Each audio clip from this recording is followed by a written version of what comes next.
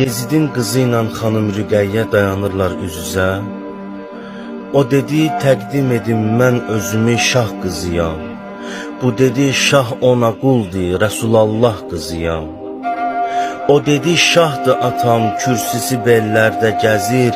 Bu dedi, sus, babamın qundağı göylərdə gəzir. O dedi, fərqimizə bax, libasım zibadır. Bu dedi, bizdə libasın gözəli təqvadır.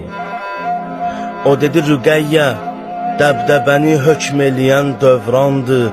Bu dedi, bizlərə tək hökm eləyən Qur'andır. O dedi, mən Əməvilərdə xilafət gülüyəm. Bu dedi, mən də Hüseynin qızı cənnət gülüyəm. O dedi, fəxr edirəm ki, Əməvi dövləti var. Sizi məğlub eləyibdür, deməli qüdrəti var. Bu dedi, sən elə bilmə, bu zəfər çox gedəcək. Bibimin nitqi sizin dövləti alt-üst edəcək. O dedi, tabe olun, sahibi fərmandı atam.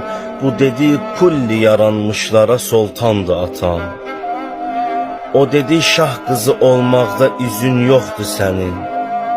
Necə şəhzadəsən Rüqəyyə, adikən üzün yoxdur sənin. Saray əhli sözü alqış elədi bəhbəhlə.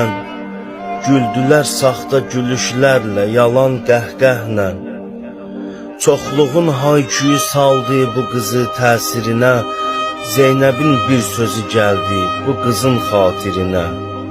Dedi, susma, cavabı